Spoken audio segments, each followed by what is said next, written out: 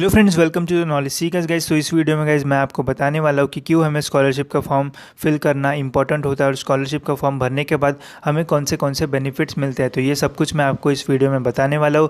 और जिन स्टूडेंट को first year में या फिर डायरेक्ट सेकेंड ईयर में एडमिशन मिला है उनके लिए ये वीडियो काफ़ी इंपॉर्टेंट रहने वाला है। तो वीडियो को पूरा एंड तक देखना। तो चलिए सबसे पहले मैं आपको बताता हूँ कि क्यों हमें स्कॉलरशिप का फॉर्म भरना चाहिए और स्कॉलरशिप का फॉर्म भरने के बाद हमें क्या फ़ायदा होता है वो मैं आपको पहले बता देता हूँ, ठीक है। तो देखिए, अगर आप स्कॉलरशिप का फॉर्म भरोगे तो जो आपकी इस कॉलेज की फ़ीस है उस कॉलेज की फ़ीस में कुछ फ़ी आप स्टूडेंट पे करेगा और कुछ जो फ़ी है वो गवर्नमेंट पे करेगा। अब इसका मैं आपको एक एग्जांपल देता हूँ, ठीक है।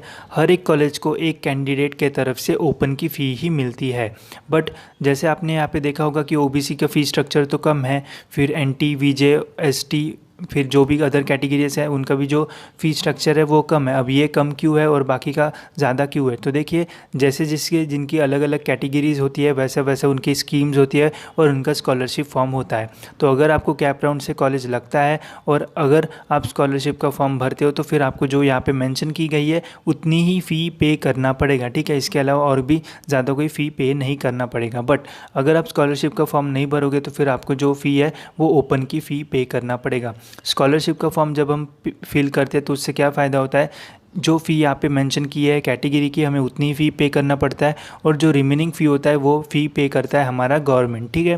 तो इसका मैं आपको एक लाइव एग्जांपल बता देता हूँ। तो जैसे मैं ओबीसी कैटेगरी से हूँ तो जैसे मेरी जो फ़ीस है वो XYZ है, जो रिमेनिंग फ़ीस है वो भरता है मेरा गवर्नमेंट, ठीक है। तो गवर्नमेंट 2 इंस्टॉलमेंट में फ़ी पे करता है और उसके अलावा हमें स्टूडेंट स्टेटस मतलब स्टूडेंट को थोड़ी बहुत स्कॉलरशिप भी मिल जाती है, ठीक है। तो जैसा आप यहाँ पे देख सकते हो, फर्स्ट इंस्टॉलमेंट में गवर्नमेंट ने मेरी इतनी फ़ी पे की और सेकेंड इंस्टॉलमेंट ने गवर्नमेंट में मेरी इतनी फ़ी पे की, ठीक है। बाकी के जो यहाँ पे जो नंबर दिख रहा है ये हमारे बैंक अकाउंट में एज ए स्कॉलरशिप आता है जिसका आप यूज़ कर सकते हो, ठीक है।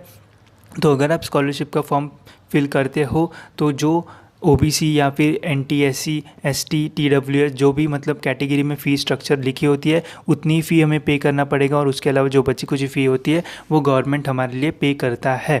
इसलिए जो स्कॉलरशिप का फॉर्म है वो फिल करना बहुत इंपॉर्टेंट है। अगर आप स्कॉलरशिप का फॉर्म नहीं भरोगे तो फिर आपको पूरी फ़ी पे करना पड़ेगा, मतलब आपको ओपन की फ़ी पे करना पड़ेगा और आपको बेनिफिट्स का फ़ायदा नहीं होगा, ठीक है। तो इसलिए जो स्कॉलरशिप का फॉर्म है वो फिल करना बहुत ही इंपॉर्टेंट है। तो देखिए, जैसे पहले एडमिशन देते तो वो अगस्त या फिर तब तक ख़त्म हो जाते थे, तो तब स्कॉलरशिप का फॉर्म आने को थोड़ा टाइम रहता था।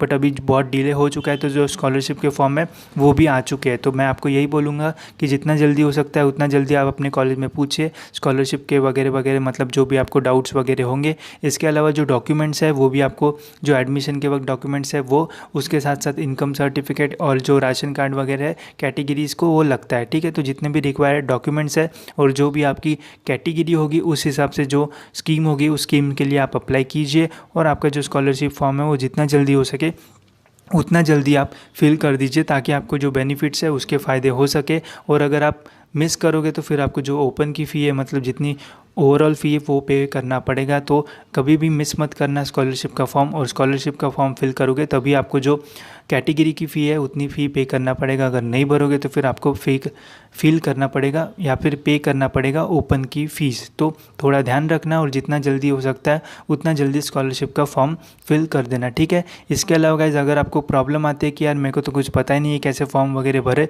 तो आपको एक बात बताता हूँ कि जो फर्स्ट ईयर या फिर डायरेक्ट सेकेंड ईयर में एडमिशन लेते हैं या फिर जो भी न्यू कमर्स होते हैं तो उनकी कॉलेज काफ़ी अच्छी हेल्प करती है। तो आप जाइए कॉलेज में, या फिर अगर आप कॉलेज में नहीं जाते हो या फिर आपके कोई वहाँ पे कॉन्टैक्ट्स होंगे टीचर से कॉन्टैक्ट्स होंगे तो उनसे बात कीजिए कि स्कॉलरशिप का फॉर्म मैं कैसे भरूँ वगैरह, मेरी ये कैटेगरी है और मेरा जो इनकम है वो इतना है तो मुझे कौन से स्कीम के लिए अप्लाई करना है। तो वो सब कुछ आप पूछिए, वो आपको ज़रूर बताएंगे। वहाँ पे कोई सर ऐसे भी होते हैं जो बस स्कॉलरशिप के ही काम करते हैं, तो अगर आप उनसे कांटेक्ट करते हो तो आपकी हेल्प हो जाएगी।